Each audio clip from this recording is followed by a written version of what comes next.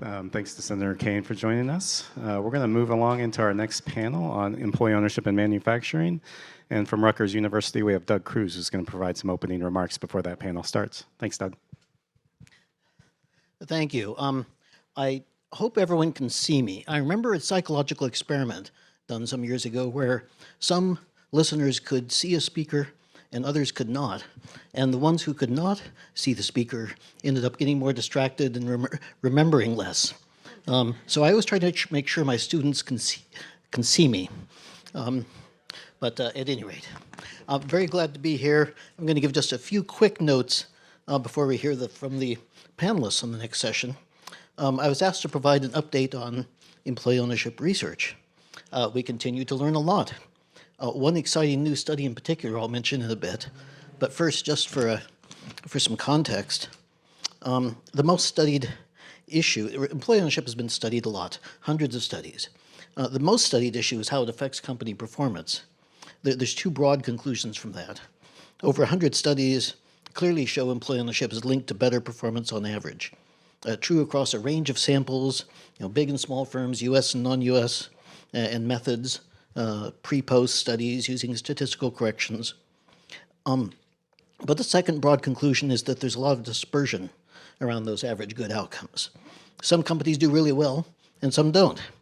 Employee ownership is not a magic pill that automatically improves performance. One of the most important research areas is to try to explain that dispersion. And we know in general that outcomes are better when employee ownership is accompanied by policies that help to increase a sense of ownership, such as by providing workers, say, more information, training, job security.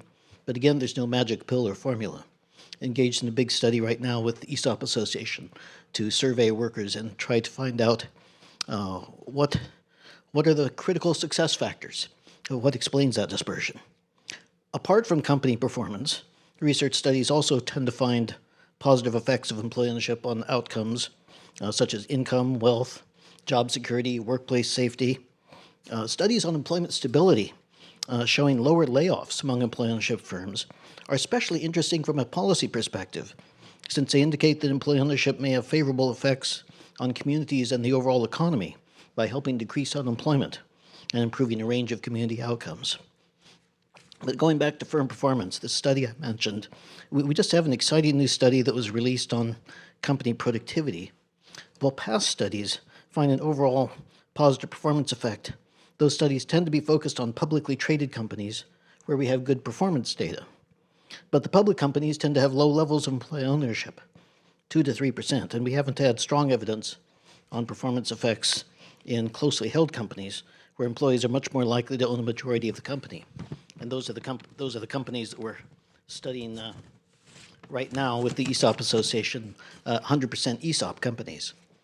Two of our colleagues, Eric Hoyt of University of Rhode Island, Fedon Kurtulis of UMass Amherst, were able to arrange access to confidential census data in a research data center where they could match administrative data on ESOPs from the Department of Labor's Form 5500 to performance data from manufacturing establishments collected by the Census Bureau. It provides a larger, much larger, more representative sample, in particular by fully including closely held companies. One great aspect of these census data is we can not only do cross-sectional comparisons of ESOP and non-ESOP firms, but can also see how productivity changes when manufacturing companies adopt ESOPs. And the bottom line result confirms the past positive findings. Manufacturing companies that adopted ESOPs between 2010 and 2015 had between a 6 to 7% greater productivity increase than otherwise similar companies that did not adopt ESOPs. Now, it might be that that simply reflects companies simultaneously adopting other good management practices, but these data allowed controlling for a wide variety of management practices, and the ESOP results were on top of those. Of course, ESOPs are associated with a number of good characteristics on their own to help improve employee identification and governance. One other noteworthy result is the best effects came when combining ESOP adoption with broad-based profit sharing or group performance pay, showing an effect of almost 13% when those were adopted together. So that's a big advance in our research knowledge. Just one other quick note on a related topic. We know from past research that employees in employee ownership firms are more likely to report a favorable climate for innovation. But we haven't known whether that leads to more innovation. A new study looks at this, just forthcoming, finds that not only do firms with broad-based employee ownership produce more patents in a year, but patents actually increase as firms move from no employee ownership to broad-based employee ownership. So it's very consistent with employee ownership having a causal role in encouraging more innovation. So I'm glad to talk with anyone about research in this field, but now I look forward to learning from the panelists in the next session on the role that employee ownership may play in outcomes for companies, workers, communities, and the broader economy. Give another round of applause for Doug and all the exciting research that Rutgers has led on. I'll invite the panel to come on up with me. And while we do that, I'm switch out here. Excellent. So, excellent. While the panelists are coming up, once again, Jack Moriarty, great to be with you this afternoon. This next panel is about, I think, trying to bridge two very important topics in our world. The first, of course, is employee ownership, but the second is what's going on with the American manufacturing sector. And I think many of us are aware over the last 10 years or so, there's been a real sort of renaissance in thinking of, on both sides of the aisle, well, what does it mean to actually produce here domestically? How should we be thinking about the configuration of our supply chains, our domestic productive capacity, our job quality, certainly. But I think we've realized certainly the consequences of offshoring, and there's a bipartisan political appetite to reindustrialize. And I think many of us, and I'm certainly biased here, think that employee ownership has a very important role to play in that conversation. So it's my pleasure to introduce our panelists. We have Veda Clark, who is a board member of the Lampin Corporation, ESOP company, and former CEO of Light Control, which was also an ESOP. We have Elisabeth Reynolds. Liz is a professor of practice at MIT, where she's focused on systems of innovation, manufacturing, and industrial competitiveness, particularly in the context of regional and national economic development. She's also just put out a new volume called Priority Technologies, which I recommend as a member of the pre-order club. And then we've got Rich Cammarano, who is the CEO of Etch, which is a 100% ESOP company based in my beloved home, Commonwealth of Massachusetts. So we give a quick round of applause for our panelists. Thank you. So we're going to go a little bit out of order here, but actually, Liz, I'd love to start with you as somebody that has an empirical background, a policy background, focused on American manufacturing. If you could give us sort of a broad overview, what's going on in the manufacturing sector right now? What are the forces that we should be considering to help ground the conversation? Great. Well, thank you. It's a real pleasure to be here. I am someone who's relatively new to the ESOP topic, but I come to it through the lens of manufacturing. And there's really, it's hard to say if there's ever been such an exciting time for U.S. manufacturing right now. I think that what we're seeing is a number of forces that have provided a lot of tailwinds for manufacturing. And first and foremost, I would say the COVID experience for the country exposed the vulnerabilities, whether it was sort of low value-added PPE or high-end semiconductors.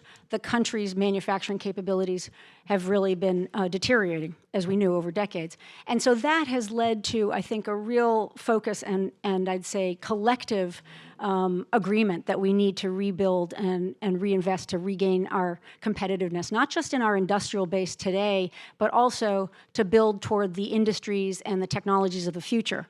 If we look at quantum, if we look at biomanufacturing, critical minerals, semiconductors, by the way, all of those covered as chapters in my book. These are, this is what we're building toward for the future. And I think the motivation, in part, I see at least four motivations for this shift. One, of course, has been the challenge with the geopolitical challenge. If we look at China and its lead, both in manufacturing capabilities, but also in terms of technological leadership. We used to be leading 20 years ago in the majority of leading technologies. They have now taken that lead. It's been flipped. Secondly, I think when we look at supply chain resilience, we now understand, resilience is as important as efficiency, and we need to invest in it. So what does that look like? And part of that response to that is a domestic supply chain. Not all of it, but part of it. Third, climate change. despite what you hear in the headlines or see in the headlines, this country has made major investments in moving toward renewable energy, in trying to make investments in our grid and in a transition there that we will have to continue, and that's got a strong manufacturing base. And then the fourth one for me, and we've talked about it, I think, today, is inequality and the growing concerns for inequality and how it affects our communities, our workers, but our social cohesion. And I think for all of those reasons we saw in the Biden administration, I was a special assistant to the president for President Biden in 2021, 2022, this major focus that started certainly earlier. President Obama also made major investments, but it has continued in the Trump administration, a doubling down in a lot of the same areas, an expansion of the tools one might use that we can discuss. But on the whole, we're at a place where the tailwinds are very strong for reinvestment and for building, not just reshoring, but for building anew. We have some headwinds. They're called tariffs. They're not, I think, helping our small and medium-sized manufacturers, but we can talk about that later.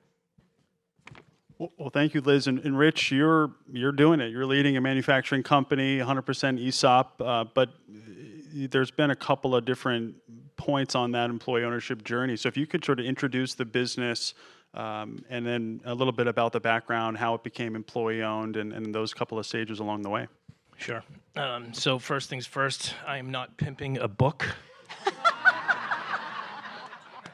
I'm just a manufacturing guy. I have the privilege of leading a company that's been in the manufacturing business for 62 years. We have about 600 employee owners in 3 locations, 2 in Massachusetts, 1 in Minnesota.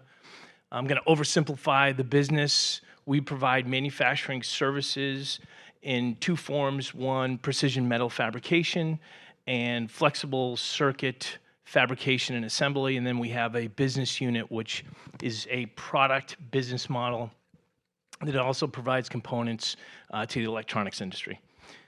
We have been an ESOP for about 26 years. Maybe we can go into the ESOP crossover a quick second, though, too. Although we've been an ESOP for 26 years, 30%, in 2018 we went 100%, we really didn't understand what it meant to be employee-owned. We had the financial gain, we didn't have the cultural impact. And that not only made an impact in how we conducted our business, it also made a huge impact on how we looked at manufacturing. And I think one of the forces in manufacturing, which employee ownership can be an accelerator to, is that manufacturing, back to the point that I don't have a book, manufacturing isn't necessarily seen as an exciting industry, or historically hasn't been seen as an exciting industry. With technology and advances in robotics and automation, the adoption of AI in our business, not just the front office, but on the manufacturing floor, there is a renewed excitement. I'm also affiliated with National Association of Manufacturers, and there is a lot of momentum with recognizing that it's not just the trades, as we traditionally think of trades, electricians, plumbers, but there is a career opportunity in manufacturing. And then you couple that with employee ownership. And so now we have folks that maybe don't have the college degree that are looking for that career. They see it in manufacturing, but at first glance, it's an hourly paycheck. And what employee ownership does, it provides for net worth. It provides for an accelerator to their financial position. Well, Rich, and thank you for bringing up the technology adoption, including AI, and I think we'll come back to that, apropos of Jim's comments earlier. But Veda, you've got a very unique background insofar as you've been an operator, you're on a board of an ESOP company, but you also have some economic development experience of your own at the state level, and would love to sort of hear from you how you've approached these issues and the intersection between employee ownership and domestic manufacturing. Thank you, and also it's great to be here. I haven't been at an ESOP conference in quite a while, and it's great to see so many familiar faces and companies really trying to understand and promote the differences in employee ownership and how to propel it. So I do come at this from several different levels. I was CEO of a manufacturing, imagine a woman in manufacturing, when she was 35, way back then, so only 10 years ago. But so I became CEO because the owner decided to retire, and with him we created this idea. He had always valued his employees, and he had created this, he and I came up with the idea of an ESOP. So we completed the purchase. We had about 300 people at the time. We completed the purchase of the ESOP in half the time we had planned, in 7 years, a $25 million purchase. And so I'm here to tell you about the little bit negative sides of being an ESOP also. We had done a lot of investing. We had bought a new plant. We had started a joint venture with 3 European companies. And then 2008, 2009 happened.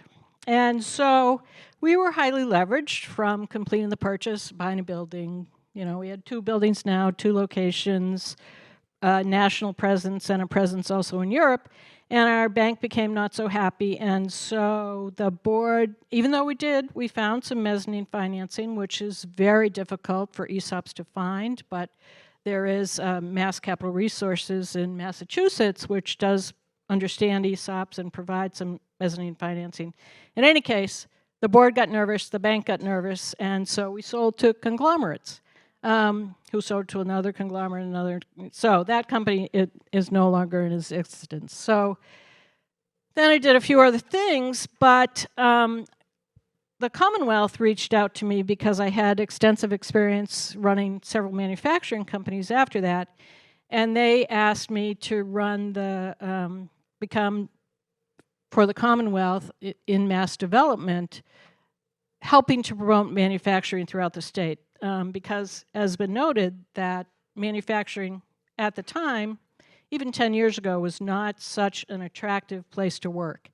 And so we had to figure out how to help young people understand that they had a future there, how it could be an exciting future. Technology was just coming into play, and so we were doing a lot of work with schools and universities throughout Massachusetts and trying to help them understand how good a future they could have. And when you added to that being an ESOP and teaching people how to learn how they could create their own financial future, I think all of those things really connected at an important time for me and made it a lot of fun to be visiting with manufacturers across Massachusetts. Well, I do want to come back to the access to capital challenges, because I know, Rich, we talked about that on our call, and we'll have a conversation tomorrow as well that digs into that even further. But I want to first reflect on a couple of my observations from the employee owner panel this morning. And I think, Veda, you alluded to this, but we heard a couple of things. We heard that employee ownership, it was a mindset first before it was a financial event. And we also heard that this is about retention, right? We're not doing this just because it's pro-worker, although it's certainly that, and we certainly are. But there's a real competitiveness, outperformance, retention, opportunity. And then, of course, we heard from Doug that, as many of us that are familiar with the literature know, right, it's not just, it's necessary to have employee ownership, but it's not sufficient, right? We need to have high-performance work practices. We need to create culture that actually takes that ownership and turns it into a competitive advantage. And so, Rich, I'd love to hear. I had the opportunity at the ESOP Association National Conference to participate with some of your colleagues, employee owners up on the Hill, and it was a very powerful culture that you've created, and would love to hear how you approach that. So as I stated, we've been an ESOP for 26 years, 30% until 2018, then 100%. And the culture, Jack, that you're referencing really was a laggard. We understood the financial, I'll say it this way. We understood that an ESOP was another retirement thing. And it kind of landed at thing. As I joined the organization, I've only been with the organization 8 years. That tells you a little bit about how long some of our employees have been with us. When I joined the organization, it was a thing. And Some employees understood it, but not many. And we didn't have some of the infrastructure. We didn't have the employee ownership committees. We didn't really have the conversation. Then the little thing happened called COVID that got distracted us for a little bit. And then after COVID, and I would say even during COVID, short story, we had more than 500 employee owners, but we weren't really a big company. So we kind of got squeezed because we didn't qualify for PPP. And don't get me started on that, because then it got forgiven. And a lot of companies like really benefited back to the capital. And so we didn't quite get that. But guess what? We had people to be concerned about. We had people who got COVID. We had people who were scared. So we pulled out of our own profits to take care of our people. And that might have been a seed that then changed our trajectory on really embracing what it meant to be employee owners, because we were caring for one another. And so as a leadership team, we made a pretty hard decision. As employee owners, all in, there was an appreciation for when someone gets sick or needs to take, that was happening. And that just has propelled into the more recent years where, as Jack just alluded, when we hit the hill, sure, I've been part of those advocacy days with the ESOP Association, but we now send purposefully employee owners who throughout the organization to share our story. And it's our employee owners that are actually embracing our story and have built up a real understanding of what it means to be employee owners, to respect one another, to be great teamworks, to live up to commitments, even just the protocol of showing up on time for meetings. And then that also reinforces our productivity on the manufacturing floor. And one stat for us, and if you were to come on our manufacturing floor, it's noisy, there's a lot of machines, there's dangerous chemicals. And so safety is a big thing for us. And sure, I can stand up front and talk about our safety rates, but when our employee owners stand up front in all company meetings and really command the audience to talk about how important safety is, that's when you see real growth starting to take place. Well, speaking of growth, Liz, you've studied the manufacturing sector from inside out. What are its capital constraints? What's driving retention? What's driving performance? If you could share maybe a more of a bird's eye view on, and maybe start the conversation on the capital issues that you're seeing. We know that there's a silver tsunami, and my team's done some research on this, that we have substantial numbers of manufacturers that are going to be selling sooner rather than later. And what does that mean for our industrial base if we don't have the conditions created to facilitate those sales, ideally to employee owners where appropriate. But there's also growth capital and the need to think about competitiveness and acquisition and so forth. And Liz, if you could share your thinking and research on those topics, that would be great. Yeah, well, I think that's actually in part what brought me into this topic was a recent survey by the New America Industrial Alliance and Sustainment showed a survey of, I think it was about 100 SME owners who said that 50% of them were expecting a transition in the next 5 years. And you multiply that by the number of small and medium-sized firms we have in the country, and you ask yourself, if it doesn't go well, what are the implications for this country when you are trying to rebuild in such a strategic way and at scale? And so in many ways, my focus has been on that small and medium-sized manufacturer and what we need to do, because they are the backbone of our supply chains, right? 250,000 in the country. And I always sort of say, if we just wanted, 20% of those companies to be at the frontier of technology, the frontier of, high manufacturing productivity, it's 50,000 firms. And everyone here who works, in manufacturing understands, like, what mechanisms do we have in this country to help support 50,000 small and medium-sized manufacturers? Not many. And I think I would say, despite my book, I would say that the issue is not innovation, the issue is adoption, technology adoption. And so what the research, we've been doing at MIT and elsewhere is to ask ourselves, so what are the barriers to this adoption? I led MIT's task force on the work of the future in 2018 to 2021. And at the time, it was, the robots are coming, they're going to take everybody's jobs, we're all going to be with a universal basic income, it's just a terrible outcome. And the fact is, here we are. If we had had more robots, we would have saved more lives during COVID.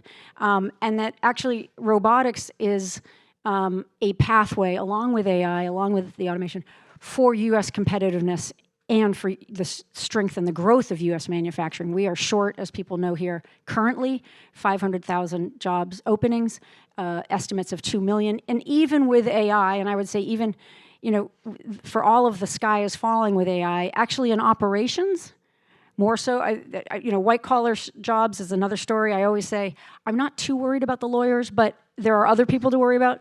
But in operations, it's a real game changer. So this focus on how do we get technology into the hands of our small and medium-sized stores, and frankly, into the hands of workers, frontline workers, and that's the AI has that kind of democratizing opportunity. So my first part on the research side is this technology adoption. The second one is the capital stack, and part of my research at MIT has been about how do we scale new technologies in manufacturing. Our whole capital stack and risk capital has been oriented largely not toward the hardware company, toward the software company, right? Higher returns, all of that.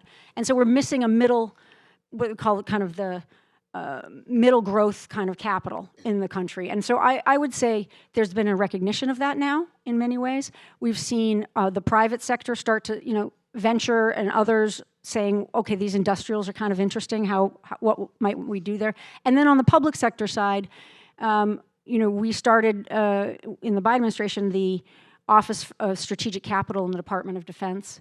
We brought in a Make More in America through the Ex-Im Bank. We're looking for ways for public capital to de-risk technology and help make it more accessible. So on the capital front, we're not there yet, and of course it's night and day compared to what China does on that front.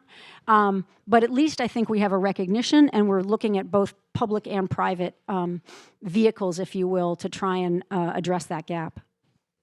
Yeah, so just to chase the access to capital. So we've got 600 folks, been in business for a little bit. We've got marquee customers. We have a decent balance sheet. But my competitive landscape is primarily against firms that are private equity held. And PE has a war chest. And so as part of our growth strategy, as you would expect, we have an inorganic growth strategy, along with needing to reinvest into our factories and our equipment and continually upgrade. And that access is one of our bigger challenges right now. We've got the reputation, we've got great technology, we have great partners, we've got a great culture, we've got all this greatness. And yet there is a fuel to growth, and that is often capital. And it is a very real challenge for small and medium-sized manufacturers, and then to boot, the small and medium-sized manufacturers that's employee-owned also has that other disadvantage. So opening up those avenues, being creative, it's necessary for us to continue to grow. Otherwise, we're going to stagnate. And then we'll be forced with other exits, such as what Veda shared earlier. I'll go back to that in a minute, but I wanted to touch on a point that Liz brought up. With mass development, one of our key goals was to connect upcoming entrepreneurs who are beginning to start manufacturing companies with other manufacturers in the state so that they could get their prototypes and things made in Massachusetts rather than jumping over to China or wherever else they might get them made. We really had two purposes in that. We wanted to keep manufacturing in Massachusetts, but we also wanted to introduce these small to mid-sized manufacturers who are making the prototypes with ideas and thoughts about how to approach automation, because that's what many of these entrepreneurs were trying to do, get automation into manufacturing. And so we were trying to help these manufacturers who, we can be a little old-fashioned in our ways. Not only do you have to find the money to do it, which is very difficult, Then you also have to train the employees. And although employees are very excited about using new technology, and it's a great way to get young employees, it's not such a great way if you have a workforce that's in their 50s and 60s. They don't want to hear, I have to use a different piece of equipment. So there are a lot of challenges involved in bringing automation in to manufacturers when you have a long-term workforce, which is what many ESOPs also have. So there are some issues there. The access to capital issue, I had a state business card. So I'd be walking around saying I wanted to meet with these manufacturing CEOs, and they would say, can you help me find some money? And my answer was, I can connect you to other manufacturers. I can try to help you find workers. The purpose of the fund we have is not to fund manufacturers. That was a little difficult to deliver, shall we say. But we could help them find some resources. But those resources, there's the SBA and things do exist, but they really aren't that helpful. So access to capital, growth capital, the capital you need to keep growing your business when all of your capital is tied up in your inventory, your factory, your, all the things that banks look at and say, oh, that's where all your cash is, as well as the repurchase liability.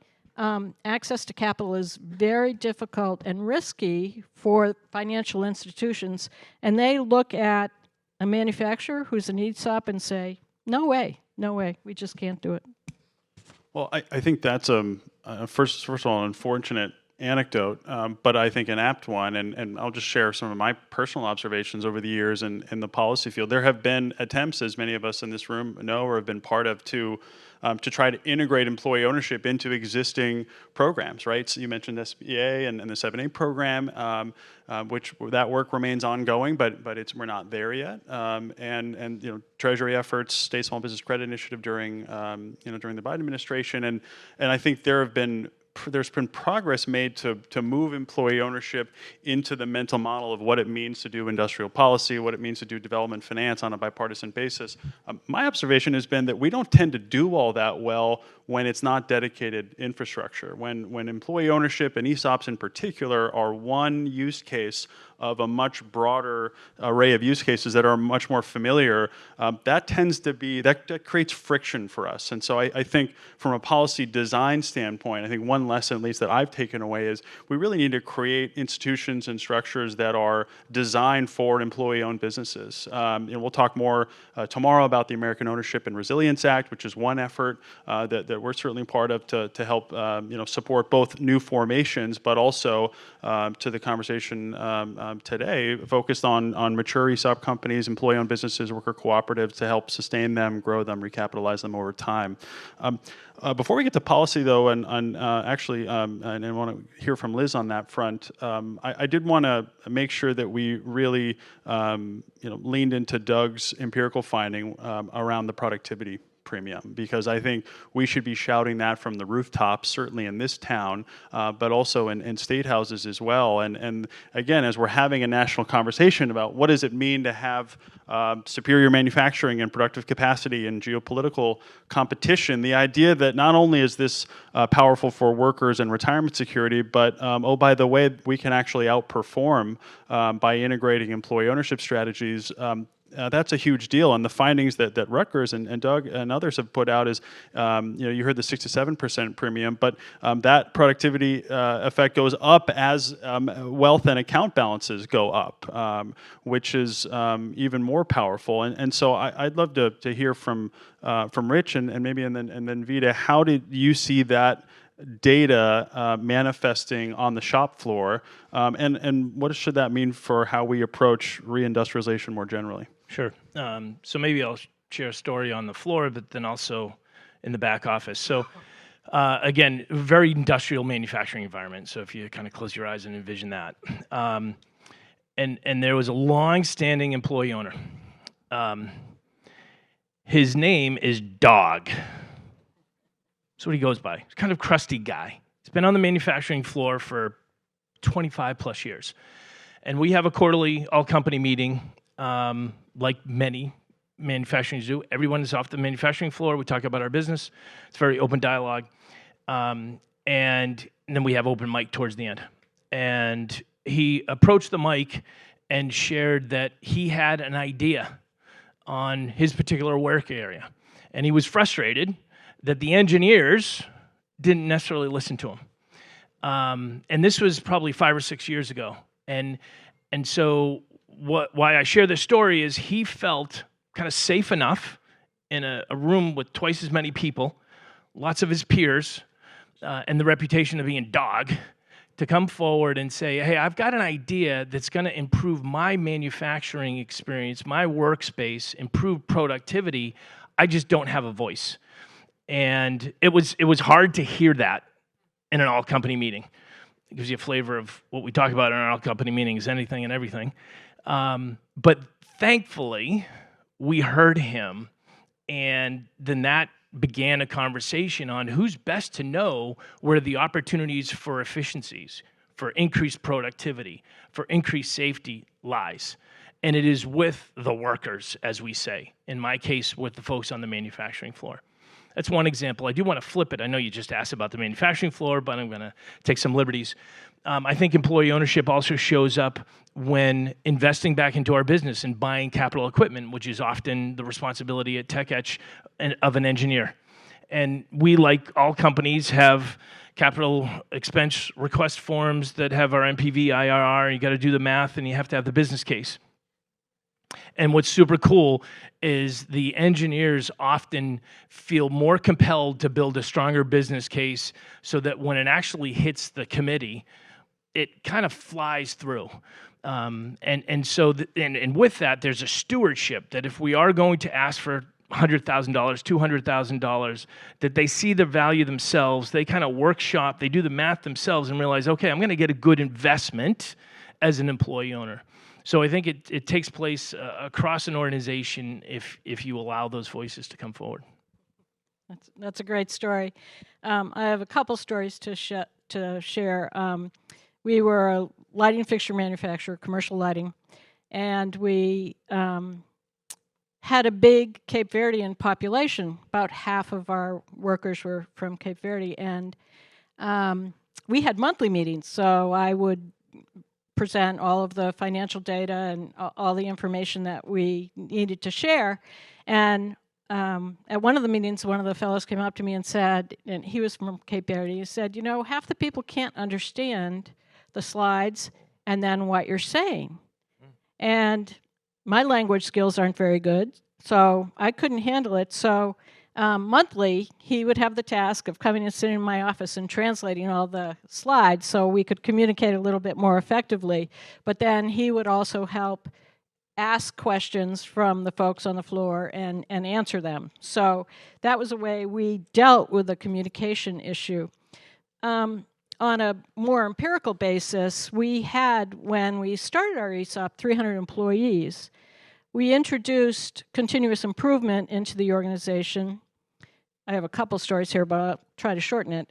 We introduced continuous improvement to the organization, and as we grew from 25 million to 45 million, we were able to reduce our workforce solely through attrition from about 300 people to 200 people.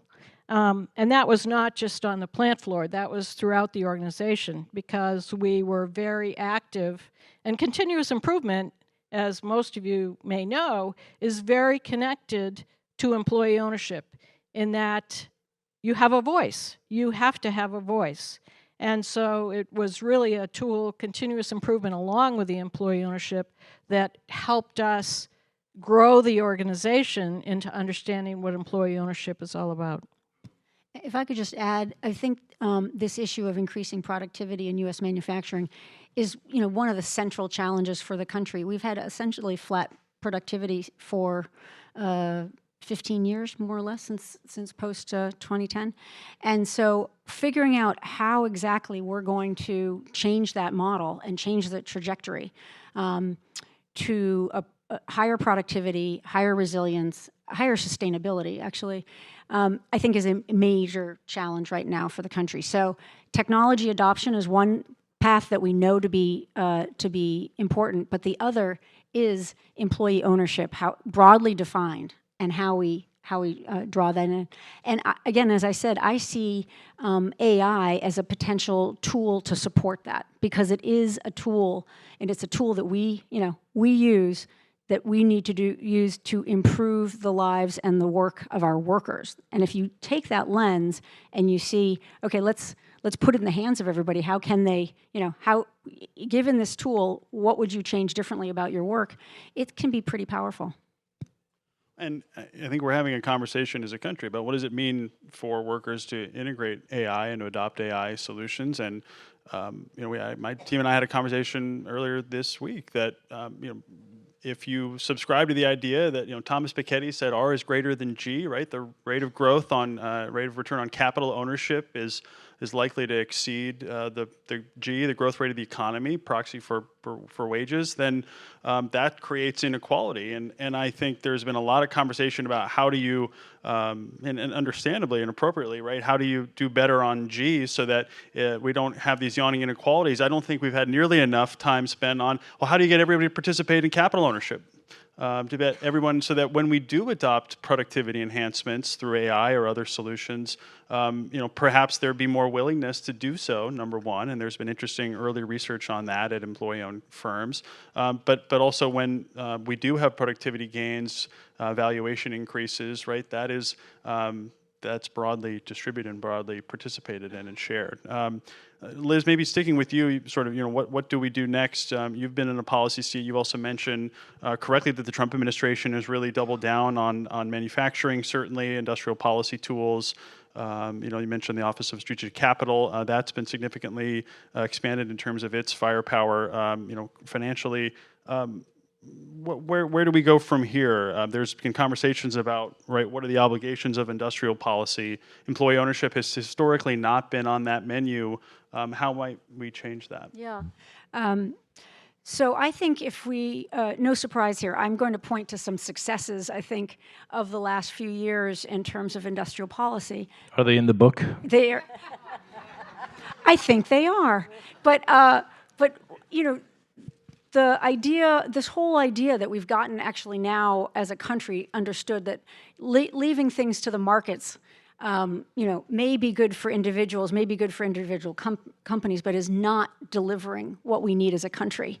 I think we now have real consensus that model has, failed in many ways. And so figuring out where the state should step in so that we can build in areas of both technology and industries that matter, I think is a very exciting and interesting time that requires a lot of hands-on. There's, smart industrial policy and there's dumb industrial policy, and we'd like to stay on the smart side, but it's a very, it's not something that you put into place and it's done. If you look at the CHIPS Act, which was rebuilding semiconductor capabilities in the country, we've actually really seen in a very short period of time an ability now in the States to build at the frontier of semiconductor chips, which is kind of remarkable. Now, how we got there matters in industrial policy. It matters how we get there, not just the end game, which is, we want it from both defense and economic security point of view. We want advanced chips in the States. But when you look at what the CHIPS Act did, it was very focused on a number of things that we care about. It was focused on creating quality jobs, and that was measured by wages. It was focused on education and training and making sure that we had community colleges and higher universities engaged in training the next generation. It talked about windfall profits, and if there were any, that we needed to look at sharing those with the public. It had a whole host of, it had daycare provisions in there as well, which got a lot of flack, but actually turns out everybody was okay taking the money. So I think that from a policy point of view, I would say, we're in a new environment in which we are really aggressively seeing our government take stands, take investments in companies. We're watching these equity stakes across the board. Again, we could have a debate about that. I think the part that we haven't really cracked the nut on is the definition of quality jobs to include employee ownership. It somehow, we have, it's kind of the tried and true thing to focus on wages. And I think we need to really expand that understanding. And then the other piece we can do better as a country on is supporting the small and medium-sized firm. It is very easy to write, tax subsidies. We do a lot with tax, and it's worked. Incentives. We have in both CHIPS and in with the Inflation Reduction Act in clean energy, we crowded in billions of private sector dollars for investment in these areas. I mean, these are success stories, despite what you might see in the headlines. But it doesn't necessarily play to the small and medium-sized firm. It just doesn't, whatever the vision is, a trickle down or something, it's not tailored enough. And I feel like that's the area, and I feel like this movement, the employee ownership agenda, is one that says, let's really dig in. What does quality job mean? How can we expand that? So in the Inflation Reduction Act, if you invested in a distressed community, you got an extra 10% tax credit. If you provided an apprenticeship, you got an extra 10% tax credit. If you did prevailing wages, you got an extra 10%. And so we did it. It was a whole carrots model, because the sticks was not going to work. But I asked myself, well, so why wasn't there, like, if you have employee ownership, you get an extra 10%, right? That should be, I feel like we have to now take this agenda. We're now in it. We're in the industrial policy game. Let's figure out what it means for, employee ownership and for small and medium-sized firms. Well, thanks, Liz. No, please, Rich. Just adding to, outside of the employee ownership structure within small and medium-sized manufacturers, it's often a single person. So if you got a 50-person machine shop, usually it's one person who owns it. And what I've seen over the last, we'll go post-COVID, is that it's almost an inverse event that's happening. And that is that there is a culture being built under a different ownership structure that values people, shocker, that listens to their people, that is in pursuit of productivity, that has a willingness to kind of lean in to caring for their people. But the decisions made, the financial decisions, are still made by that sole proprietor, who is going to look at, well, here's I'll get the tax benefit if I do X. And I'm telling you, if we were to weave in, here's your tax benefit for employee ownership, there is a thirst among, I'll go smaller manufacturers, maybe not medium-sized, but smaller manufacturers who are owned by people who care about their people and are really passionate about what they're doing, including in their communities. So I think if you were to kind of even just spark that, you'd get a tremendous response from the smaller and medium-sized manufacturers. I agree. Really exciting. I'll give you the last word. Last word on what topic? Dealer's choice. So I'm going to say something that I've heard. I didn't know quite where to go with the last topic, but I haven't been at an employee ownership conference in a long time.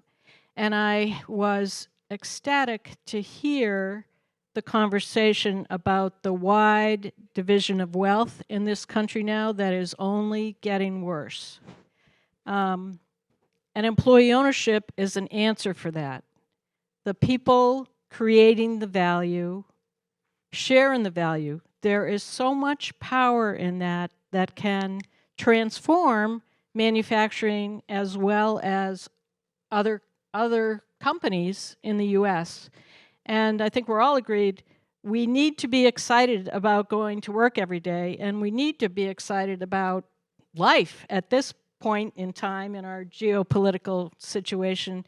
And I think employee ownership can bring a lot of joy to many, many, many companies, as well as helping solve that wealth problem. Can't beat that. Thanks so much, everybody.